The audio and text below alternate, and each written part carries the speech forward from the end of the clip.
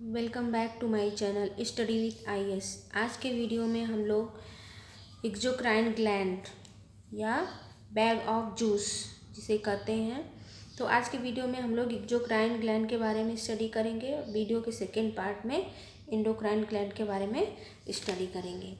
तो ग्लैंड जो है 3 टाइप्स की होती हैं, एक्सोक्राइन, एंडोक्राइन और मिक्स्ड टाइप। एक्सोक्राइन ग्लैंड्स को हम बहिर्स्रावी यानी जो बाहर से स्राव करती हैं या जिनके में नली होती है, जो डक्ट के थ्रू जो है स्राव करती हैं नली से, और बाहर उनका स्राव होता है यानी हमें जो दिखता है, और उनके में जो है नली होती है, और जो नली विहीन होती हैं उनको हम एंडोक्राइन ग्लैंड कहते हैं, अंतःस्रावी ग्लैंड कहते हैं। ये जो है ये हार्मोन रिलीज करती हैं।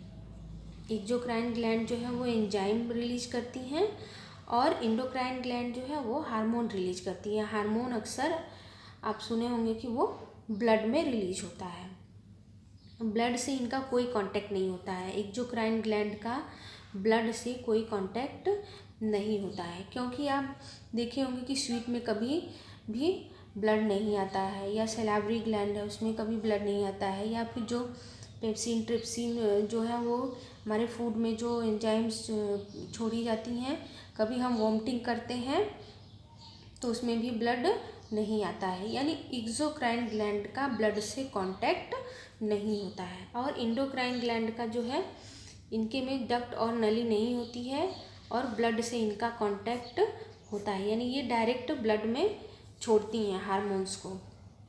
और कुछ ग्लैंड्स होती हैं जो मिश्रित होती हैं, वो एंजाइम और हार्मोन्स दोनों रिलीज करती हैं।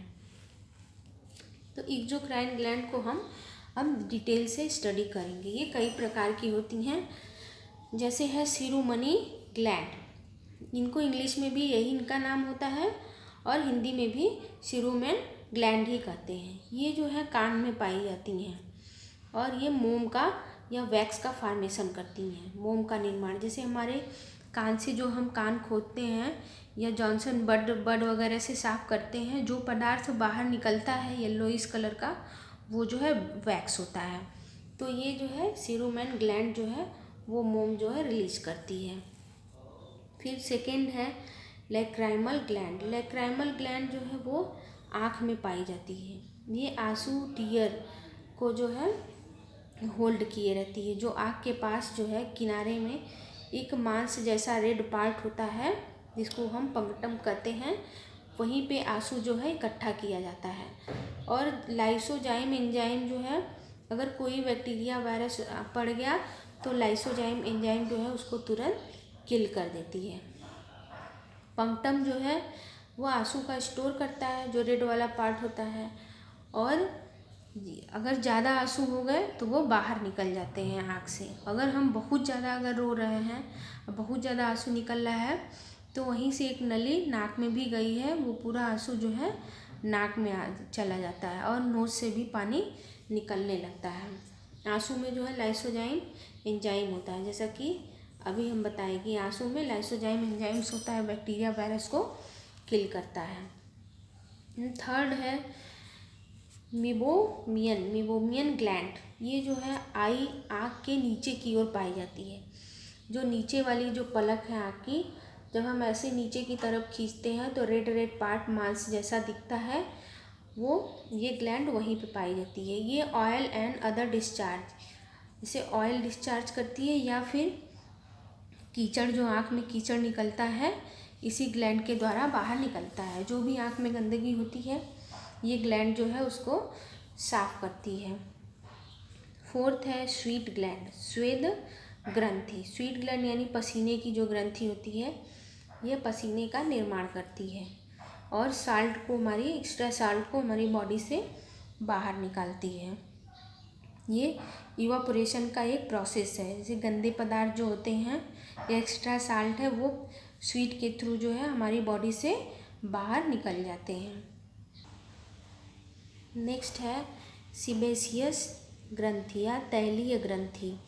ये जो है एक प्रकार के ऑयल का रिचार्ज, मतलब ऑयल जो है प्रोड्यूस करती है। इसको हम सीवम निर्माण कहते हैं। जैसे नाक के पास हमारे ऑयल जैसा कुछ चिपचिपा पदार्थ जो है रिलीज होता है, उसको हम सीवम कहते हैं।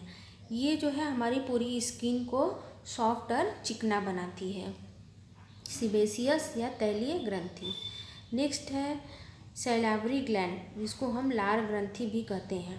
ये एक प्रकार का पाचक एंजाइम होता है। जैसे ही हम फूड को मुंह में लेते हैं और एक लेई जैसा बनाते हैं कूच कूच कर, तो उसमें जो है एंजाइम, यही सैलावरी ग्लैंड जो है एक 2 एंजाइम्स रिलीज़ करती है जो हमारे फूड में मिक्स हो जाते हैं, टाइलिन और म्यूसिन एंजाइम। तो टाइलिन क्या करता है, कार्बोहाइड्रेट को, जो हमारे फूड में हम कार्बोहाइड्रेट लेते हैं, फूड में अक्सर कार्बोहाइड्रेट, फ्रूट, प्रोटीन यही सब रहता है, विटामिन्स, तो ये जो है कार्बोहाइड्रेट का डाइजेशन करती है। कार्बोहाइड्रेट को सिंपलर फॉर्म में डेक्स्ट्रीन में चेंज कर देती है। और म्यूसिन जो है ये मुख गुहा और आहार नाल को, मुख गुहा और आहार नाल की आंतरिक भित्ति की सुरक्षा करती है।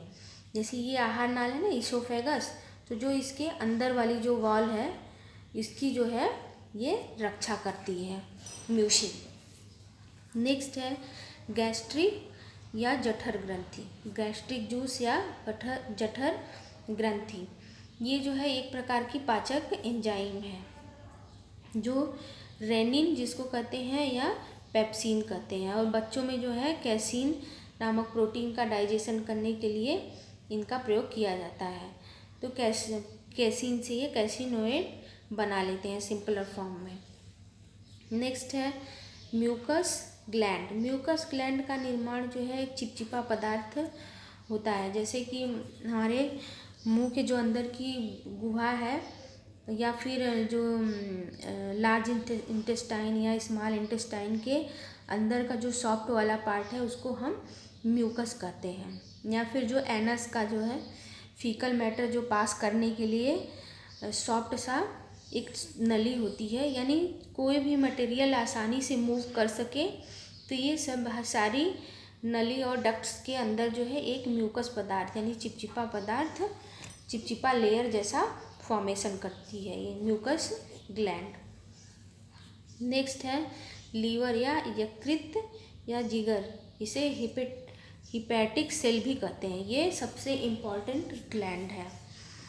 हिपैटिक ग्लैंड जो है, जैसे जॉइंडिस हो जाता है तो उसी को हम हेपेटाइटिस कहते हैं। जॉइंडिस जब हमारा ख़राब हो जाता है, बहुत ज़्यादा हो जाता है, तो ये हिपैटिक सेल को जो है ब्रेक कर देता है, यानी हिपैटिक सेल ही ख़राब हो जाती है, उसी को हम लोग हेपेटाइटिस कहते हैं। हेपेटाइटिस ए जो है वो तो ख़तरनाक होता है, बी और ज़्यादा, सी सबसे ख़तरनाक होता है। सबसे बड़ी ग्रंथि है ये बहिर्स्रावी सबसे बड़ी ग्रंथि, यानी एक्सोक्राइन ग्लैंड है सबसे बड़ी। कौन? लीवर। क्षतिग्रस्त अंगों को स्वतः ठीक कर लेती है। ये जो है लीवर जो है, इनकी सेल में जो है डिवीज़न होता है। अगर कोई भी इनकी सेल जो है ख़राब हो गई किसी वजह से, तो वो तुरंत उसका डिवीज़न करके उस सेल का फॉर्मेशन कर लेता है लीवर। इसमें जो है फाइब्रिनोजन प्रोथ्रोम्बिन प्रोटीन का निर्माण होता है। ये क्या करते हैं, एक फाइब्रिनोजन और प्रोथ्रोम्बिन जो है ये हमारे ब्लड को जमा देते हैं। कहीं भी ब्लड निकल रहा है तो उसको जमा देते हैं, जैसा कि हम ब्लड वाले वीडियो में पढ़े थे। तो ये ब्लड को जमाते हैं और हिपैरिन क्या करता है, ब्लड को जमने नहीं देता है।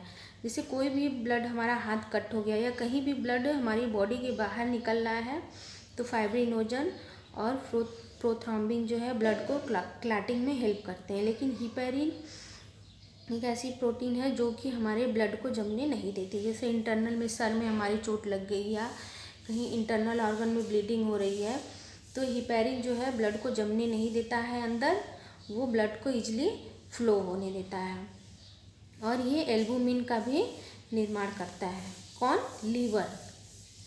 और बिलिरुबिन का निर्माण भी यही होता है। बिलिरुबिन यानी जो हमारे लैट्रिन का कलर जो है, फीकल मैटर का कलर जो है येलो बनाता है। लेकिन अगर यही बिलिरुबिन जो है ज़्यादा अमाउंट में बनने लगे तो हमें जॉइंडिस, यानी हमारा शरीर पीला पड़ जाता है और हमें जॉइंडिस हो जाती है। यानी हेपेटाइटिस ए। और एक जो है बिलीबर्डिंग जो है जूस है जो कि पित्त को हरा बनाता है। लीवर हमारा जो है ऐसे है शेप में, ये लीवर जो है इसका फॉर्मेशन करता है इसका, लेकिन जो पित्त रस है वो कलेक्ट कहाँ होता है, गॉल ब्लैडर में कलेक्ट होता है। तो ये और उस गॉल ब्लैडर को जो है हल्का ग्रीन कलर यानी येलोइश ग्रीन कलर कौन प्रदान करता है, बिलीबर्डिंग।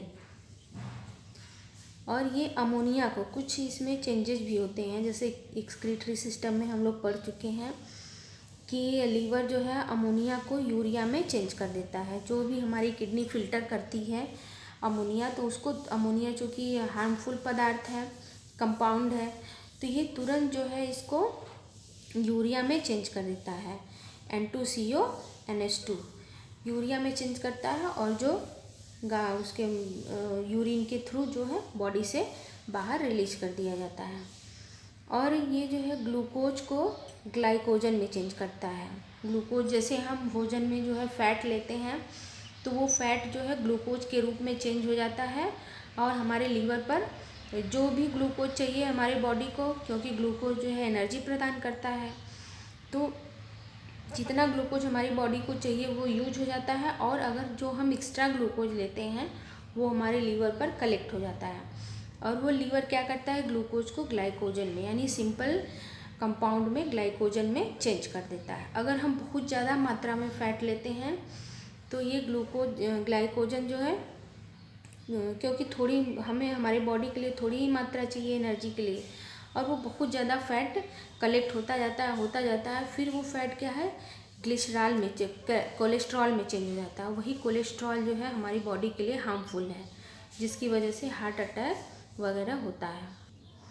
अधिक मात्रा में कार्बोहाइड्रेट लेने से वो फैट में चेंज होता है, और फैट जो है कोलेस्ट्रॉल में चेंज हो जाता है। सर्वाधिक कोलेस्ट्रॉल जो है लीवर में पाया जाता है। जहर तथा शराब से यह नष्ट हो जाता है, यानी हम जहर लें या फिर शराब बहुत ज़्यादा लेते हैं तो हमारा लीवर जो है नष्ट हो जाता है। इसमें कूपर सेल होती हैं, यही कूपर सेल जो है कोई भी हार्मफुल पदार्थ आता है तो ये कूपर सेल जो है उनको खाने का काम करती हैं, तुरंत खाती जाती हैं, लेकिन इनकी भी एक लिमिट होती है।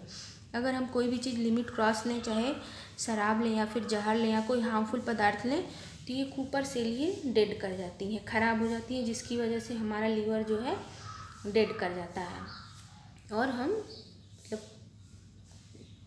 एक्सपायर यानी वो हो जाते हैं।